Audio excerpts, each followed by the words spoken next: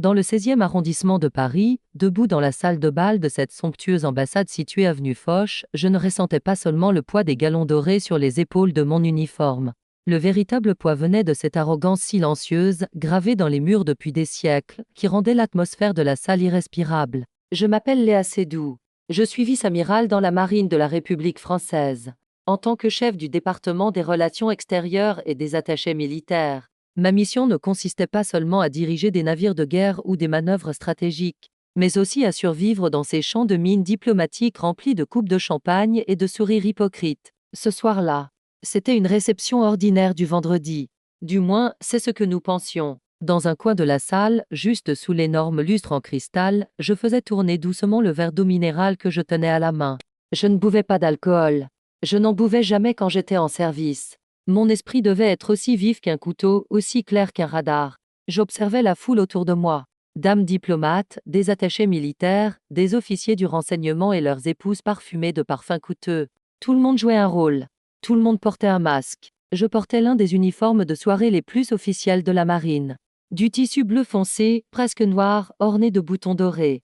La Légion d'honneur brillant sur le côté gauche de ma poitrine et, surtout, ces larges bandes dorées sur mes épaules et mes poignets, proclamant haut et fort que j'étais contre-amiral. Mais j'allais bientôt découvrir que, pour certaines personnes, l'uniforme d'une femme n'était qu'un simple costume. Pire encore, une tenue de domestique. C'est à ce moment-là que je l'ai vu. Un homme qui traversait la salle en se frayant un chemin à travers la foule. Un homme corpulent, bruyant, qui avait déjà atteint le seuil dangereux de l'ivresse avant même minuit. Il était le nouvel attaché militaire d'un pays étranger. Inutile de prononcer son nom et de créer une nouvelle crise diplomatique, appelons-le simplement le nordiste. Il avait le grade de colonel, mais à en juger par sa démarche, il se prenait pour Napoléon. Sa manière de traiter les serveurs a attiré mon attention.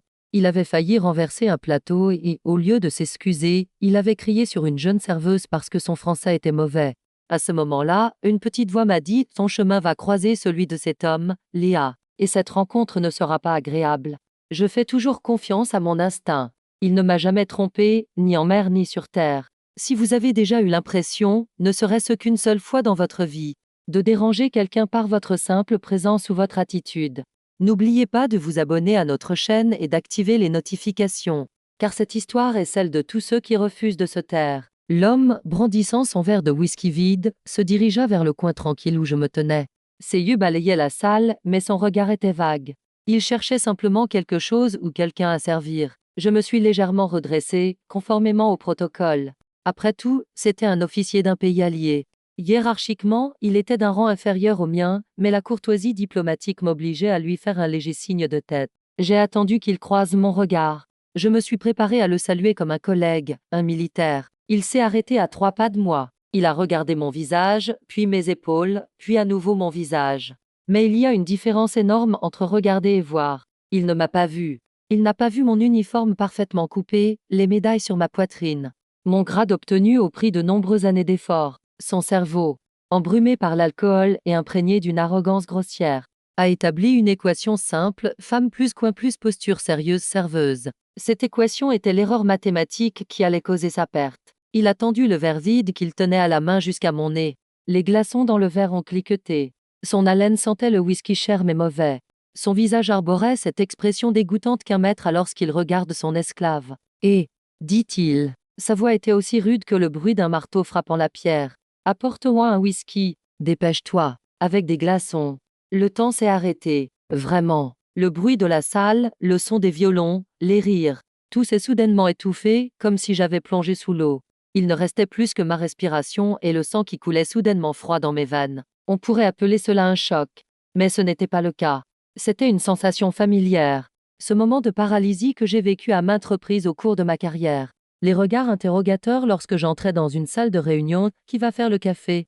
Les voix masculines autoritaires qui m'interrompaient lorsque je présentais une stratégie. J'avais déjà vécu tout cela. Mais ça, être traité ainsi dans mon propre pays, dans mon uniforme, en tant qu'amiral, ce n'était pas la goutte d'eau qui a fait déborder le vase. C'était le dynamite qui a fait exploser les murs du barrage. Mais je n'ai pas crié. Je n'ai même pas froncé les sourcils. Mon visage est devenu aussi calme et froid que les eaux les plus profondes de l'océan Atlantique. C'est ce qu'on appelle la colère glaciale. Le feu brûle, mais la glace brise. À ce moment-là, j'ai décidé de briser. Lentement, très lentement, j'ai posé le verre d'eau minérale que je tenais dans ma main sur la table haute à côté de nous. J'ai plongé mon regard dans ses yeux injectés de sang. Je pense qu'il y a un malentendu. Ai-je dit? Ma voix était aussi claire qu'un ordre, aussi tranchante qu'une lame de rasoir. Mon français était parfait, pas grossier comme le sien, mais diplomatique comme un scalpel. Le bar est juste derrière vous, colonel. Vous pouvez vous servir vous-même. C'est à ce moment-là que le destin de l'histoire a basculé. S'il s'était excusé à ce moment-là, s'il avait dit « Oh, je suis désolé, madame, je n'avais pas remarqué votre uniforme », peut-être, juste peut-être, je lui aurais pardonné cette nuit-là. J'aurais dit que c'était une erreur due à l'ivresse et je serais passé à autre chose. Mais non, il a plissé les yeux. Ce sentiment de rejet l'a fait rougir, comme s'il avait reçu une gifle sur son ego. Il a frappé violemment son verre sur la table. Il a frappé si fort que plusieurs personnes ont tourné la tête vers nous. « Vous », a-t-il dit en agitant son doigt vers mon visage. Ce doigt menaçant, ce geste qu'il ne faut jamais faire à un soldat, à un commandant supérieur. Tu ne sais pas qui je suis, apparemment. Mon pays achète suffisamment d'armes chez vous pour payer les factures de votre salon chic. Tu vas m'apporter ce verre, sinon je te ferai virer. Je te détruirai. Je te ferai renvoyer. Moi, la femme officier la plus haut gradée de la marine française? La glace qui m'habitait s'est brisée, laissant place à un plan de guerre pur et stratégique. À ce moment-là, je n'étais plus à une réception. À ce moment-là, j'étais dans la cabine du capitaine d'un navire de guerre et l'ennemi était à portée de torpille. J'ai esquissé un léger sourire. Mais ce n'était pas un sourire chaleureux. C'était le sourire d'un loup qui accule sa proie. Vous voulez donc me renvoyer? Ai-je murmuré. Très bien, colonel. Vous pensez savoir qui vous êtes. Mais la vraie question est, savez-vous avec qui vous dansez en ce moment? Il se retourna sans même attendre ma réponse. Incompétent, grogna-t-il avant de se fondre dans la foule. Je le suivis du regard. Je ne voyais que son dos, mais je pouvais déjà imaginer le tampon personne indésirable que j'apposerais demain matin. Je mis la main dans ma poche et sortis mon téléphone. Il était presque minuit. La partie est terminée, colonel, me suis-je dit. La guerre ne fait que commencer. Lorsque je franchis la lourde porte en chêne sculptée de l'ambassade, l'air nocturne de Paris me frappa non pas comme une gifle, mais comme un baiser froid. Les châtaigniers centenaires de l'avenue Foch bruissaient dans le vent. Après l'air chaud, parfumé et imprégné d'égo qui régnait à l'intérieur. Cette fraîcheur m'avait clarifié l'esprit. Mon chauffeur, le sergent-chef Pierre, ouvrit la portière de la voiture officielle. Une Peugeot 607 noire blindée. Dès qu'il vit l'expression sur mon visage, il se mit au garde-à-vous. Pierre me connaissait bien. Si je quittais prématurément une réception à l'E et que le muscle de ma mâchoire tremblait, cela signifiait que quelqu'un allait souffrir. Où allons-nous, amiral? À la maison? Demanda-t-il. Non, Pierre, répondis-je en m'installant sur la banquette arrière. Ma voix était si calme que j'en fus moi-même surpris. Nous allons à Balargonne. Au ministère. À mon bureau. Pierre me regarda avec étonnement dans le rétroviseur. Il était plus de minuit. À vos ordres, amiral. Alors que la voiture filait dans les rues de Paris, je sortis mon téléphone. La lumière bleue de l'écran éclairait mon visage dans l'obscurité. Ma première tâche était de vérifier le nom et le dossier de cet homme. Colonel Igor V. Censurons son nom de famille pour éviter tout problème juridique. Issu des services de renseignement militaire de son pays. Grossier, impassié, d'après son dossier, plusieurs incidents étouffés, liés à des problèmes d'alcoolisme. Exactement comme je l'avais imaginé. Un de ces lâches qui se cachent derrière l'immunité diplomatique et utilisent leur uniforme comme un bouclier plutôt que comme un honneur. Le fait que mes doigts ne tremblaient pas en parcourant son dossier était la meilleure preuve que je contrôlais ma colère. La plupart des gens, lorsqu'ils sont en colère, crient, hurlent, cassent tout autour d'eux. Moi, je me tais. Si vous aussi, dans votre vie, vous avez réussi à garder le silence face à une injustice et à prendre votre revanche au fil du temps, aimez cette vidéo. Car cette histoire raconte comment la patience peut se transformer en une arme mortelle. Pierre a garé la voiture devant la porte hautement sécurisée du ministère de la Défense, que nous appelons le Pentagone français. Les gardes ont reconnu la voiture et les barrières se sont levées. Lorsque je suis entré dans mon bureau, j'ai été accueilli par l'atmosphère stérile et silencieuse du bâtiment. Je n'ai pas allumé les lumières. J'ai seulement allumé ma lampe de bureau. Le plaquage en acajou de mon bureau brillait à la lumière jaune de la lampe. J'ai enlevé ma veste et l'ai accrochée à ma chaise. À présent, je n'étais plus le vice-amiral Sédou, mais un joueur d'échecs. Je pris le téléphone et appelai l'officier de service. Lieutenant, apportez-moi les plans de vol de la délégation nordique. En particulier ceux des avions de transport militaire. Tout de suite, amiral. Y a-t-il un problème? Pas encore, lieutenant. Mais ça ne saurait tarder. 5 minutes plus tard. Les données qui s'affichèrent sur ma tablette étaient l'occasion que j'attendais. Le colonel et son équipe devaient rentrer dans leur pays demain matin à 8h30 à bord d'un avion de transport de type C130 qui décollerait du terminal militaire de l'aéroport du Bourget. Code de vol Nord 101. J'ai souri. L'immunité diplomatique peut protéger une personne contre l'arrestation. Vous ne pouvez pas la traduire en justice. Mais les avions, c'est différent. Les avions sont soumis aux règles aériennes internationales, aux contrôles techniques et surtout au protocole de sécurité aérienne du pays hôte. Et en tant que chef des relations extérieures, j'avais le pouvoir de m'inquiéter de la sécurité des vols alliés. Le colonel m'avait dit « Vous allez me faire renvoyer ».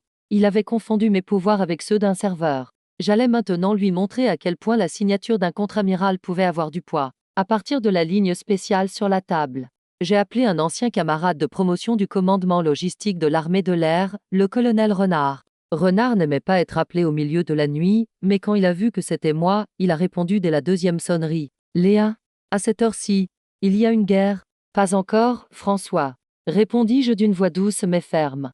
Mais j'ai reçu des informations concernant l'avion portant le code KEZDY101 qui doit décoller demain matin du Bourget. Il y eut un silence à l'autre bout du fil. Quel genre d'informations ? Il pourrait y avoir certaines incohérences dans le manifeste de fret. Et tu sais, conformément à la procédure, en cas de doute, la sécurité des vols prime avant tout. Renard était un homme intelligent. Il lui fallut 3 secondes pour comprendre que ce que j'appelais information était en fait une sanction personnelle. Mais il savait aussi que je n'enfreindrais pas les règles de manière arbitraire. Si j'arrêtais un avion, c'est que cet avion devait être arrêté. Combien de temps veux-tu retarder le vol, Léa ? Demanda-t-il. Il y avait dans sa voix cette légère nuance de complicité. Indéfiniment. Ai-je répondu. Inspection technique, inventaire du fret, contrôle des systèmes hydrauliques. Le temps qu'il faudra. Cet avion ne décollera pas tant que je ne serai pas arrivé à l'aéroport. Bien reçu, amiral. Dit Renard, reprenant son ton officiel. L'autorisation de décollage de KEZDY101 est annulée pour suspicion d'insuffisance technique. Je raccrochai le téléphone. Je m'adossai à ma chaise et regardai par la fenêtre les lumières de Paris. Le colonel était probablement en train de dormir à point fermé dans son hôtel, pensant qu'il repartirait demain matin sans encombre et qu'à son arrivée dans son pays, il raconterait à ses amis comment il avait remis les Français à leur place. Mais il se trompait. Quand il se réveillerait demain matin et se rendrait à l'aéroport, il ne trouverait pas une piste d'atterrissage, mais un mur bureaucratique infranchissable. Et sur ce mur, il y aurait ma signature. Mais cela ne suffisait pas. Il ne suffisait pas d'arrêter l'avion. Je devais lui faire ravaler son arrogance, sa phrase « Savez-vous qui je suis ?» J'ai ouvert mon tiroir et j'ai sorti ce seau. Le tampon à encre rouge et ce lourd cachet métallique sur lequel était inscrit République française. Il y avait aussi le contrôle des passeports. Bien sûr, les diplomates ne passent pas par le contrôle des passeports. Ils passent par le salon VIP. Mais si un avion passe du statut militaire au statut civil, ses passagers doivent alors passer par la zone douanière. C'était mon coup. J'étais sur le point de faire échec et mat. Il était 1h30 du matin. Je devais rentrer chez moi et dormir quelques heures. Car le lendemain matin, à l'aéroport du Bourget, j'allais offrir au colonel le petit déjeuner le plus mémorable de sa vie, un plat de vengeance servi froid. Je me suis levé, j'ai enfilé ma veste. Je me suis regardé dans le miroir. Mon uniforme était toujours impeccable. La fatigue avait disparu de mes yeux, laissant place à la concentration du chasseur. « Bonne nuit, colonel » murmurai-je dans la pièce vide. « Profitez-en bien, car c'est la dernière nuit où votre immunité diplomatique vous protège. » À 7h du matin, le terminal militaire de l'aéroport du Bourget n'a rien à voir avec les balles fastueux du centre de Paris. Ici, tout est gris.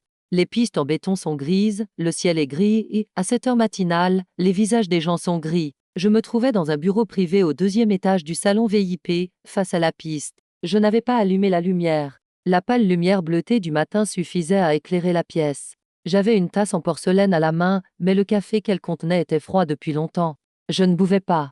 Je me réchauffais simplement. Mes yeux étaient fixés sur l'énorme oiseau métallique en dessous, le C130 Hercule, l'avion du colonel. Dans des conditions normales, cet avion aurait dû être en train de réchauffer ses moteurs, ses hélices tournant avec leur bruit caractéristique. Mais à ce moment-là, il était entouré de personnel au sol en veste jaune, de 2 camions de pompiers et d'une équipe d'inspection technique tenant de gros dossiers à la main. L'avion gisait au milieu de la piste, telle une baleine blessée, immobile, silencieux, et sous mon contrôle. Mon ami, le colonel Renard, du commandement logistique, avait tenu parole. Il avait établi un tel cordon de sécurité autour de l'avion que même une mouche n'aurait pu y pénétrer sans autorisation. À 7h15, le convoi que j'attendais est apparu. 3 voitures diplomatiques noires ont franchi la porte spéciale du terminal. Il était dans la voiture de tête, l'homme qui m'avait traité comme un serveur, la nuit dernière qui m'avait menacé avec son arrogance d'ivrogne. J'ai porté mes jumelles à mes yeux. Ce n'était pas de l'espionnage. C'était observer les mouvements de l'ennemi sur le champ de bataille. Les portes des voitures se sont ouvertes. Le colonel est descendu. Il n'y avait plus aucune trace de l'homme fier et bombé d'hier. Ses épaules étaient affaissées, son teint était grisâtre. Il venait probablement de passer une soirée épouvantable. Il portait des lunettes de soleil, mais j'étais sûr que même celle-ci ne pouvait cacher son mal de tête. Il a dit quelque chose à l'officier d'état-major à côté de lui, puis s'est dirigé vers l'avion en agitant les bras. C'était le moment du premier contact. Lorsque le colonel se dirigea vers les marches de l'avion, un jeune officier technique vêtu d'une veste orange se plaça devant lui. Un jeune garçon au grade de lieutenant. Mais grâce à l'ordre que je lui avais donné, ce garçon se tenait maintenant droit comme un roc. J'ai essayé de lire sur ses lèvres avec mes jumelles, mais ce n'était pas nécessaire. Le langage corporel du colonel disait tout. D'abord, la surprise. Le geste écarte-toi de mon chemin. Puis, l'hésitation. Le lieutenant montrant le dossier rouge qu'il tenait à la main. Et enfin, l'explosion. Le colonel a retiré ses lunettes de soleil et les a jetées par terre. Il criait. Il levait les bras en l'air, montrait l'avion, puis tapait du doigt sur la poitrine du lieutenant. Imbécile. On ne touche jamais un soldat français, sur son propre territoire, en uniforme. Surtout si derrière ce soldat se trouve un contre-amiral qui l'observe. Calmez-vous, lieutenant. Murmurai-je, comme s'il pouvait m'entendre. Suivez simplement la procédure. Article 14b. Soupçon d'incompétence technique. Laissez-le crier. La colère fait connaître des erreurs. Si vous avez déjà dû, dans votre vie, lutter contre l'ignorance et l'arrogance d'une personne alors que vous saviez que vous aviez raison, et si vous savez à quel point il est difficile de garder son sang-froid dans ces moments-là, laissez un emoji force dans les commentaires, car c'est exactement ce qui se passait en ce moment, un choc entre l'arrogance et la discipline. Le colonel s'est tourné vers l'équipe derrière lui. Il a donné des ordres. Il a pris son téléphone portable. Il appelait probablement l'ambassadeur ou quelqu'un qu'il connaissait au ministère des Affaires étrangères. Mais il ignorait une chose, à 7h30 du matin. Un dimanche, il est impossible de joindre un haut fonctionnaire à Paris. Ils sont tous soit sur un terrain de golf, soit en train de prendre leur petit déjeuner en famille. La seule personne qu'il pouvait joindre était la femme qu'il observait depuis la tour. Il éloigna le téléphone de son oreille. Son visage était rouge de rage et d'impuissance. Il se tourna à nouveau vers le lieutenant. Cette fois, il essaya de le repousser. C'était la limite. Je posai ma tasse sur la table. Il ne suffisait plus d'observer. Il était temps d'entrer en scène. Je redressai mon uniforme blanc de cérémonie. Oui, aujourd'hui, je ne portais pas d'uniforme bleu marine, mais un uniforme blanc immaculé. L'uniforme le plus haut, le plus remarquable, le plus je suis là. De la marine. Mon chapeau sur la tête, mes gants blancs aux mains. J'ai fait signe à Pierre qui se tenait à la porte. On y va. En descendant dans l'ascenseur, mon cœur ne s'est même pas emballé.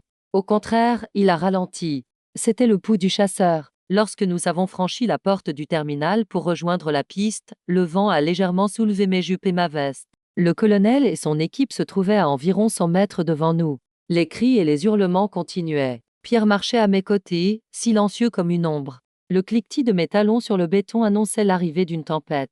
À 50 mètres d'eux, l'un des membres de l'équipe du colonel m'a remarqué. Ses yeux se sont écarquillés. Un amiral vêtu de blanc qui marchait vers eux dans le brouillard, à l'aube. Ce n'était pas une image normale. L'homme a donné un coup de coude au colonel. Le colonel se retourna brusquement. Il me regarda comme pour dire qu'y a-t-il. Puis il m'a vu. Ses lunettes de soleil étaient cassées par terre, il a donc plissé les yeux. Il ne m'a pas reconnu tout de suite. Il a essayé de faire le lien entre la femme qu'il avait vue dans la pénombre la nuit dernière et qu'il avait prise pour une serveuse. Et cette femme vêtue de blanc qui marchait vers lui. Je continuais à marcher. Je n'étais pas pressé. Chaque pas était une réponse à l'humiliation de la nuit dernière. Je m'arrêtais à 10 mètres d'elle. Le vent soufflait sur la visière de mon chapeau, mais je ne bougeais pas. Une expression étrange apparut sur le visage du colonel. Une reconnaissance. Oui, un signe de reconnaissance. Mais il n'était toujours pas sûr. C'est lui? Impossible. C'était un serveur. C'est un amiral. En me voyant, le lieutenant s'est mis au garde-à-vous et a salué si vigoureusement que le bruit de ses talons qui se cognaient a résonné dans toute la piste. « Commandant » a-t-il crié. Le colonel sursauta. Son regard passa du lieutenant à moi, puis de moi au lieutenant. Je pris une profonde inspiration. L'air matinal de Paris emplit mes poumons. Bonjour, colonel, dis-je. Ma voix était suffisamment forte et claire pour couvrir le bruit du moteur. Mais je ne criais pas. J'espère que votre whisky vous a satisfait hier soir, car votre petit déjeuner de ce matin sera un peu plus difficile à digérer.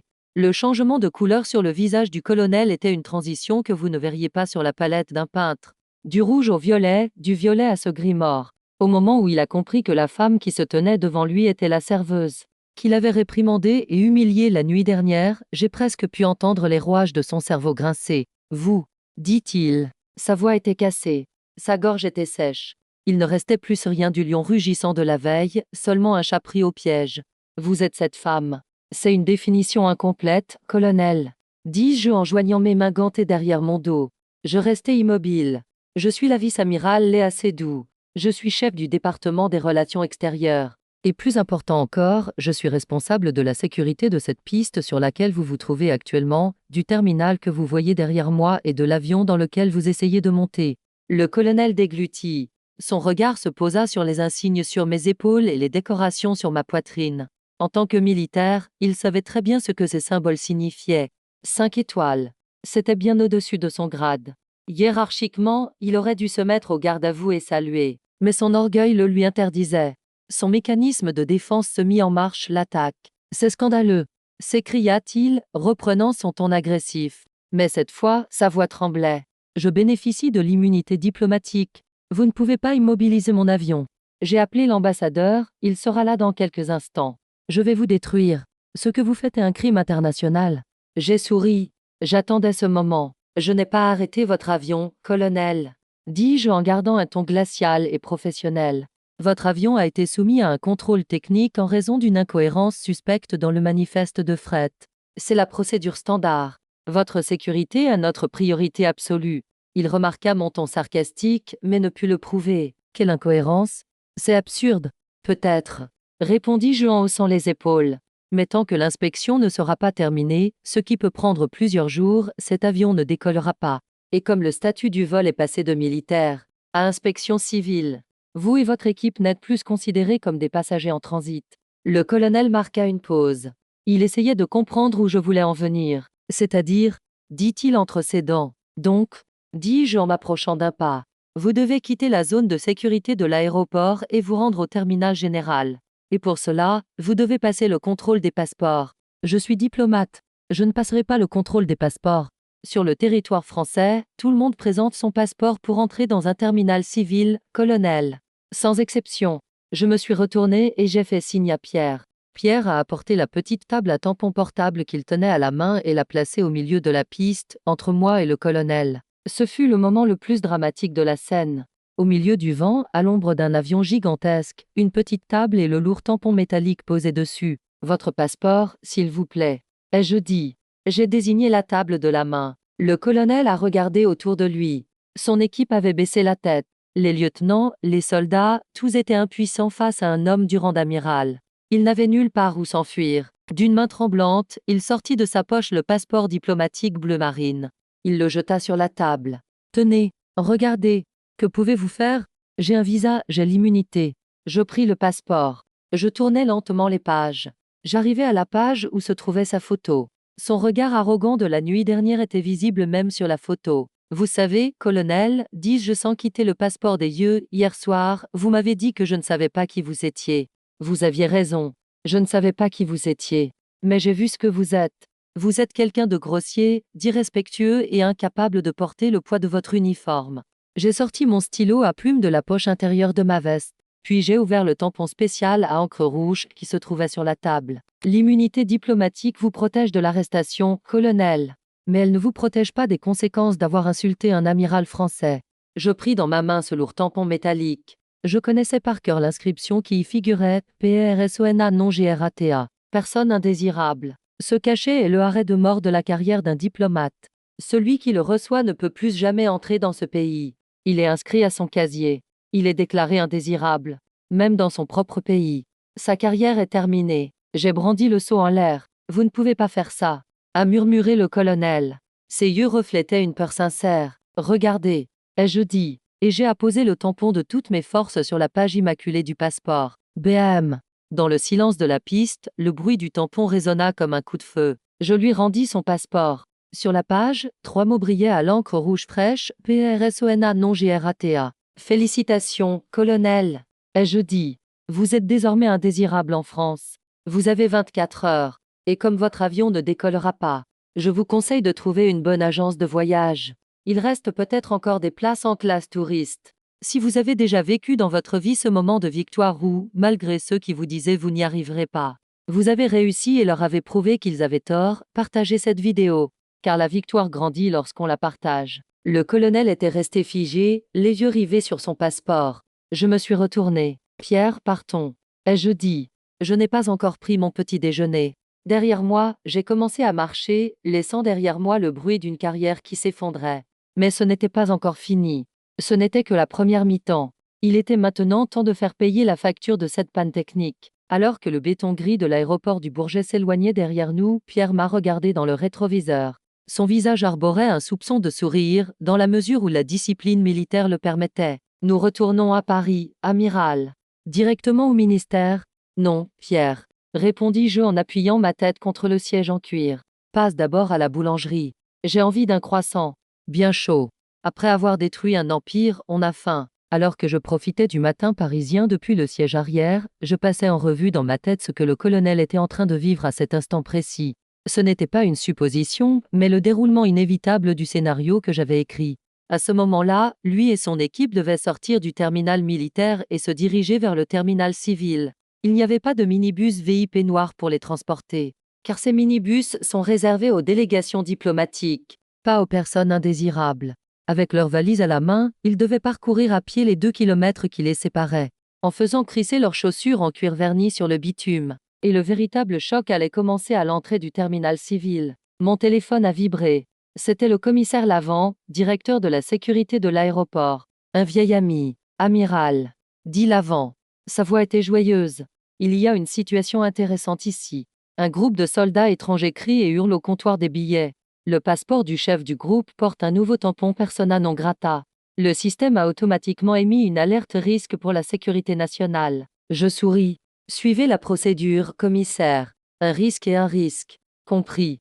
Nous les emmenons dans la salle de fouille approfondie. La petite salle sans fenêtre.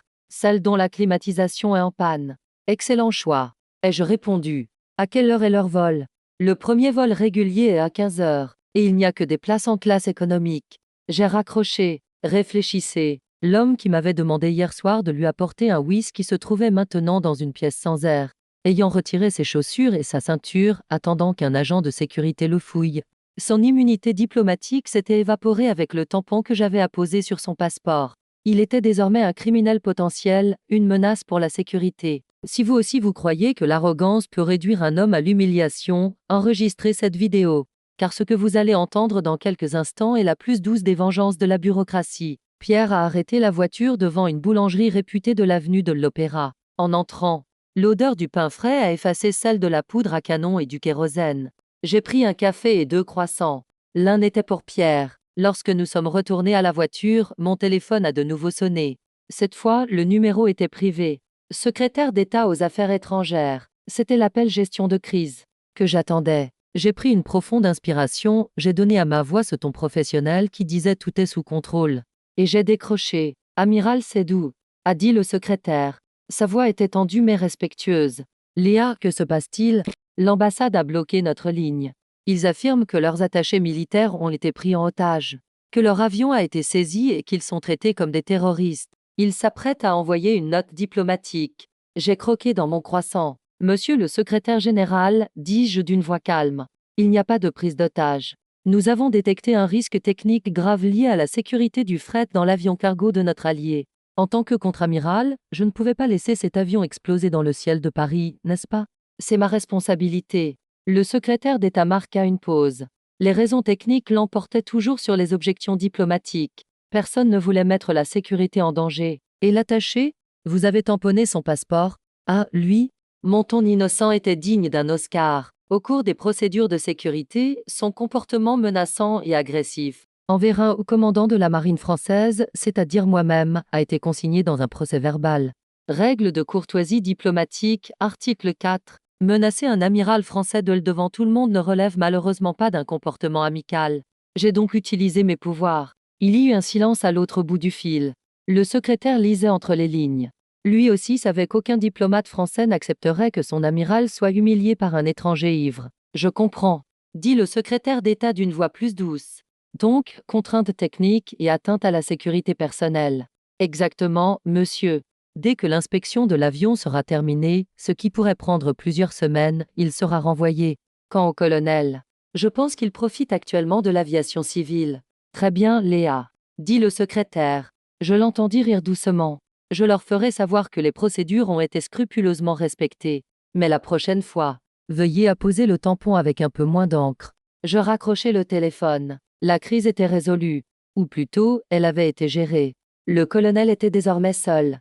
Même son ambassade devait rester silencieuse face aux arguments techniques et sécuritaires. Le défendre reviendrait à défendre un officier ivre qui a enfreint les règles de sécurité. Personne ne prendrait ce risque. Lorsque la voiture est arrivée devant le ministère, je me sentais plus léger que jamais. Mais l'histoire ne s'arrête pas là. Le vrai plaisir commençait seulement.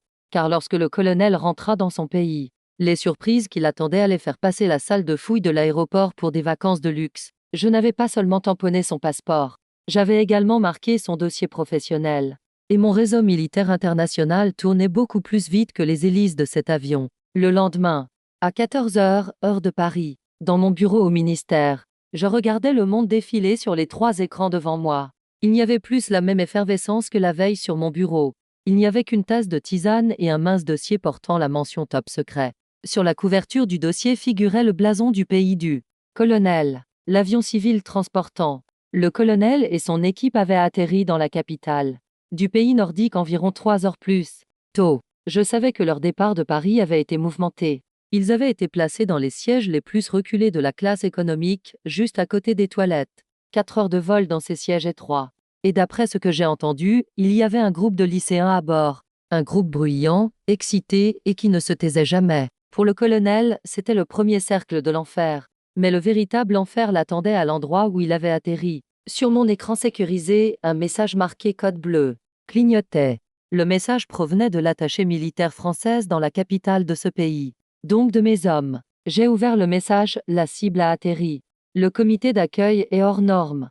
La police militaire est en action. Le colis a été récupéré. J'ai souri et j'ai pris une gorgée de thé. Voici ce qui s'était passé en coulisses pendant que le colonel se débattait à Paris avec les vérifications techniques et les contrôles de passeport. Je n'étais pas resté inactif. Après ma pause croissant du matin, j'avais appelé un vieil ami, le général K. K et moi nous étions rencontrés il y a des années, lors d'un exercice conjoint de l'OTAN en Méditerranée. À l'époque, nous étions tous deux colonels. Dans une tempête violente, nos navires avaient jeté l'ancre côte à côte et nous avions discuté et débattu de stratégie par radio jusqu'au petit matin. Depuis ce jour, nous nous appelons frères. Dans l'armée, la seule chose qui compte plus que les grades, c'est la camaraderie. Je lui ai envoyé un message court, informel et sincère. Mon ami, ton nouvel attaché, a fait un peu de dégâts à Paris. Il s'est saoulé à ma réception, m'a traité comme un serveur, puis m'a menacé. Je l'ai emballé et renvoyé. Mais son avion a eu quelques problèmes techniques. Sachez que cet homme a perdu le contrôle. Il vous met, vous et votre pays, dans une situation difficile ici. Voilà. Si j'avais rédigé une lettre de plainte officielle, elle aurait été bloquée par la bureaucratie. Les ministères des Affaires étrangères seraient intervenus, l'affaire aurait été minimisée, on aurait parlé de malentendus. Mais un avertissement amical? Pour un militaire, c'est une sonnette d'alarme. Le général K. faisait davantage confiance à mes paroles qu'à ses propres rapports de renseignement. Et je suis sûr que lorsqu'il a lu mon message, son visage est devenu livide. Car sur la scène internationale, la réputation est primordiale. Je pouvais imaginer ce qui allait se passer après mon message. Lorsque le colonel est descendu de l'avion, ni sa femme ni ses enfants n'étaient là pour l'accueillir.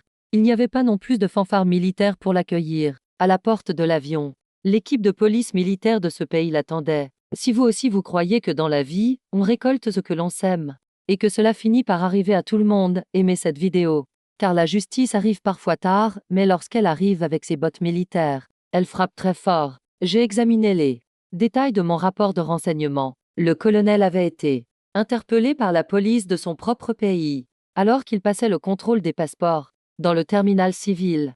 Le tampon rouge persona non grata, apposé sur son passeport avait été considéré non pas comme une alerte dans leur système, mais comme un document honteux. Le fait qu'un diplomate soit déclaré pers non grata et expulsé du pays où il était en mission est une incompétence équivalente à une trahison. Sur ordre du général K, le colonel a été arrêté à l'aéroport. Motif: abus de pouvoir, atteinte à la réputation nationale et insulte à un commandant allié de haut rang, provoquant une crise diplomatique. Oui, la liste des accusations était longue.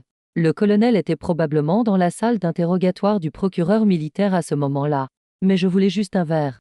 Aurait-il pu essayer de se défendre? Mais la question que les généraux lui auraient posée était la suivante: tu as traité l'une des femmes amirales les plus puissantes de France comme une servante. Puis tu as bu suffisamment pour faire prendre notre avion en otage.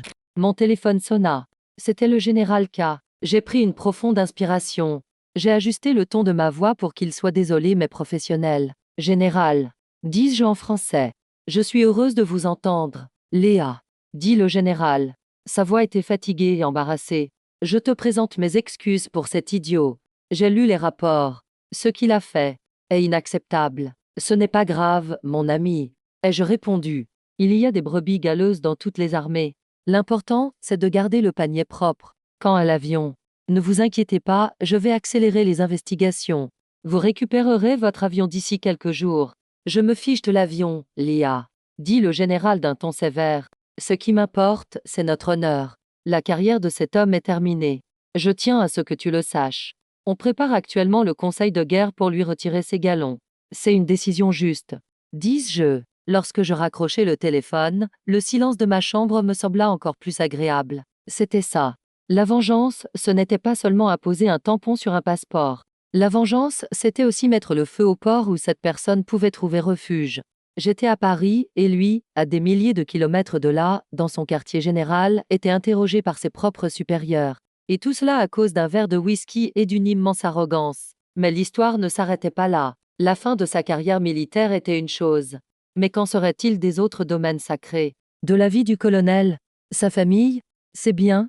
Son statut social? Car lorsqu'un domino tombe, il ne renverse pas seulement celui qui se trouve devant lui, mais toute la rangée. Et j'avais poussé le premier domino très fort. À Paris, les pluies d'automne ne se contentent pas de nettoyer la ville, elles font également remonter à la surface la saleté cachée. 10 jours s'étaient écoulés depuis l'incident. Le colonel, nous devrions désormais l'appeler l'ancien colonel, avait été renvoyé devant un tribunal militaire dans son pays et suspendu de ses fonctions. Mais mon travail n'était pas encore terminé. Sur mon bureau se trouvait une enveloppe lilas, non pas confidentielle, cette fois, mais personnelle. La qualité du papier et l'emblème en relief sur l'enveloppe indiquaient clairement que son contenu n'était pas une correspondance officielle, mais provenait de la haute société. La lettre venait de Madame Cinquième, c'est-à-dire de la femme de notre colonel ivrogne. Avant d'ouvrir la lettre, j'ai bu une gorgée de café. Cette partie de l'histoire correspond au moment où la reine est renversée sur l'échiquier. Il y avait un détail qui indiquait que l'arrogance du colonel ce soir-là ne venait pas seulement de l'alcool. Mes rapports de renseignement indiquaient que la véritable force derrière l'ascension rapide du colonel dans sa carrière militaire était la famille de sa femme. Celle-ci était l'héritière d'un des plus grands trusts sidérurgiques du pays nordique. Le colonel portait en fait ses épaulettes grâce à son statut de gendre. Et j'avais envoyé les enregistrements des caméras de sécurité de la réception de cette nuit-là au général K par voie diplomatique, en les joignant au dossier d'enquête sur l'incident. Que contenaient ces enregistrements? Il n'y avait pas seulement les cris du colonel à mon égard. Il y avait aussi, 10 minutes avant l'incident, des images assez intimes, voire obscènes, de lui avec une femme blonde qui n'était pas sa femme, dans un coin discret de la réception. Je n'ai pas divulgué ces images à la presse People. Ce n'est pas mon genre. Je les ai simplement transmises au général K, c'est-à-dire au commandant du colonel, sous la forme d'un dossier office et scellé, intitulé Analyse du comportement avant et pendant l'incident. Le général K aurait-il pu transmettre ce dossier au beau-père du colonel pour une évaluation de la situation familiale? La fraternité militaire est une chose, l'honneur familial en est une autre. J'ai ouvert la lettre. L'écriture était élégante, mais on voyait bien qu'elle avait été écrite avec une plume tremblante de colère. Cher amiral Sédou, commençait-il.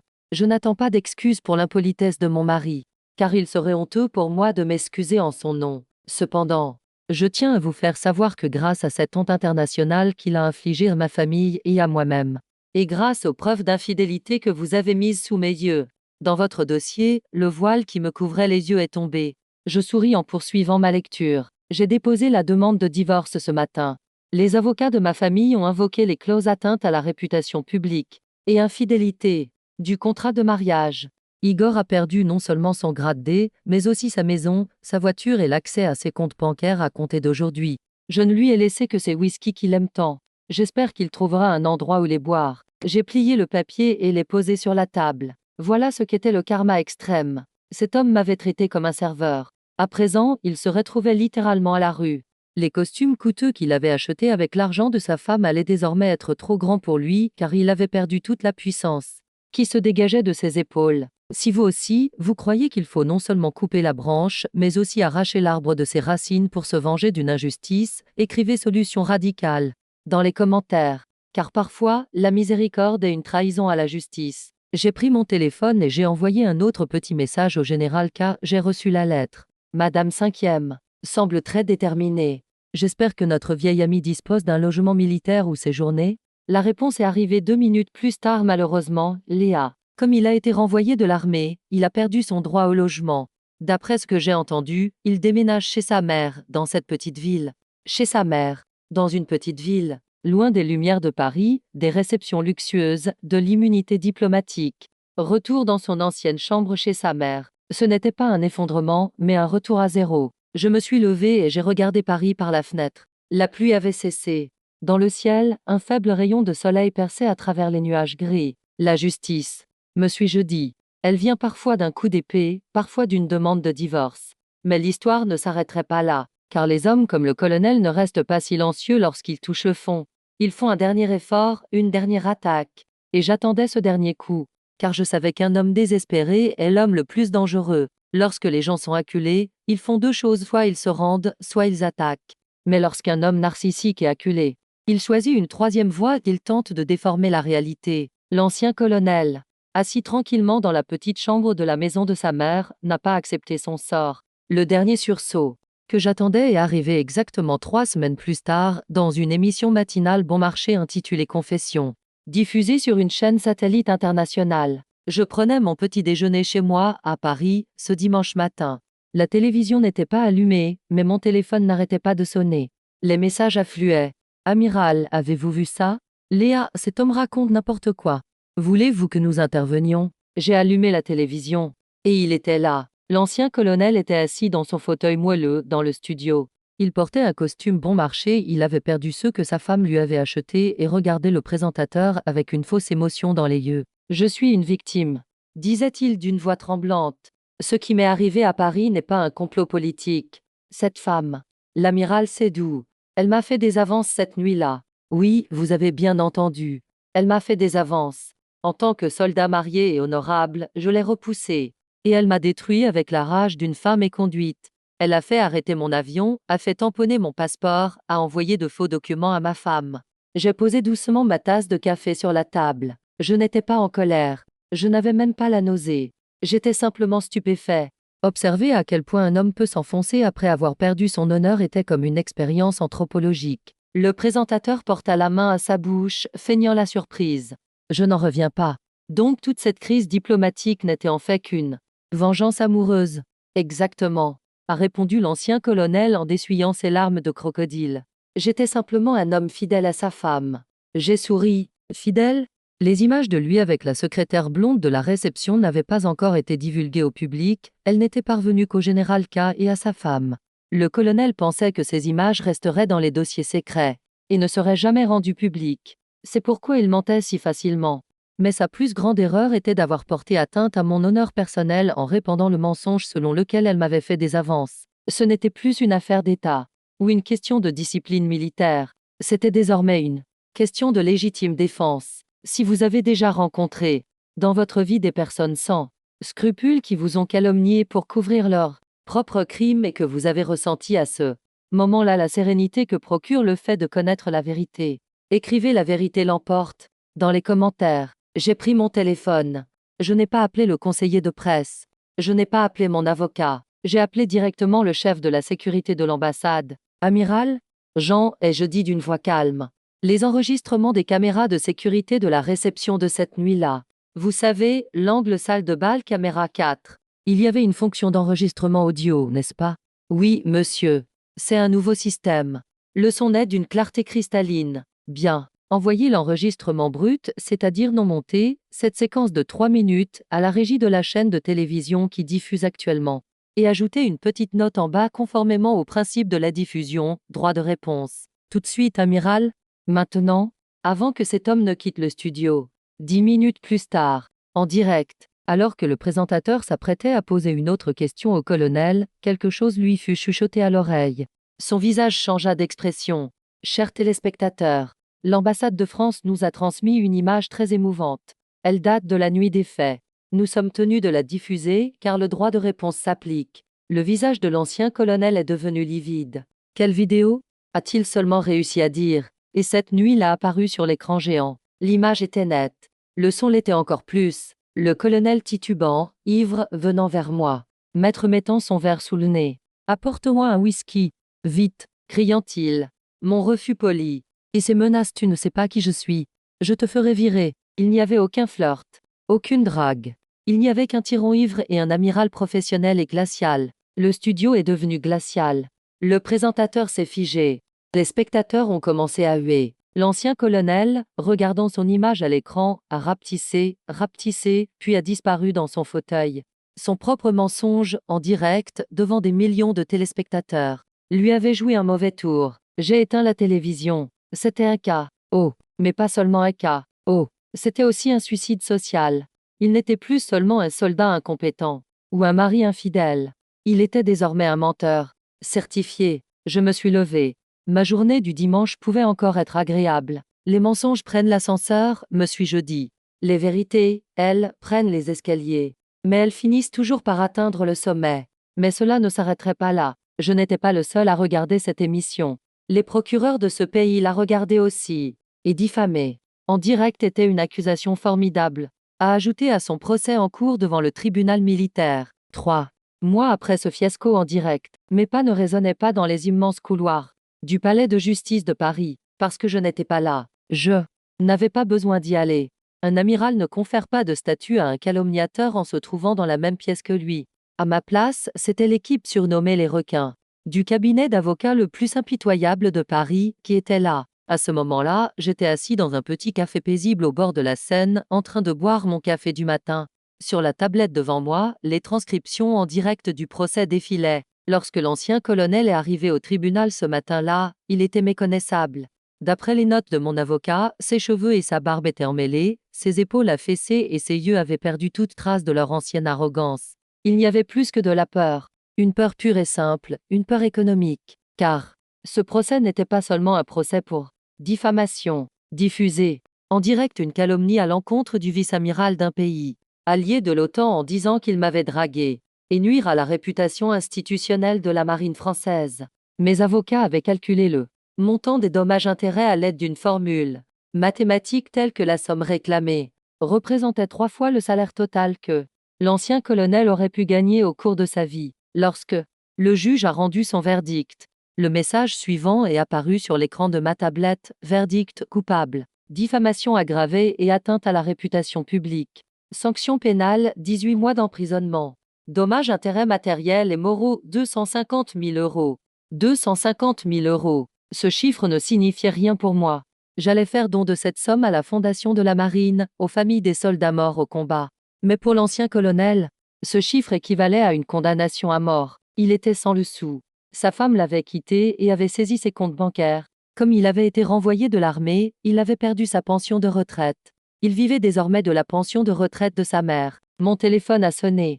C'était mon avocat principal, monsieur Bernard. Amiral, dit-il d'une voix aussi enjouée que d'habitude. Les vainqueurs ont toujours la voix enjouée. Avez-vous vu la décision? Oui, Bernard. Félicitations. Merci, monsieur. Mais il y a un petit détail. Le défendeur s'est évanoui en apprenant la décision. À son réveil, il s'est écrié devant le juge: je n'ai rien à payer. Je sais, dis-je en portant ma tasse de café à mes lèvres. Que dit la procédure, Bernard? Saisie, répondit Bernard. Un seul mot. Froid et clair. Il n'y a rien à son nom. Mais il vit chez sa mère et c'est là qu'il est domicilié. Les huissiers de justice sont légalement tenus d'identifier les biens mobiliers pouvant appartenir au débiteur. À cette adresse, je pris une profonde inspiration. Était-ce cruel? Oui. Était-ce nécessaire? Absolument. Car cet homme, en me tendant ce verre de whisky ce soir-là, avait manqué de respect non seulement à moi, mais aussi à tout ce que je représentais. Et puis il était passé à la télévision et avait sali mon honneur devant des millions de téléspectateurs. Le prix à payer ne pouvait se limiter à de simples excuses.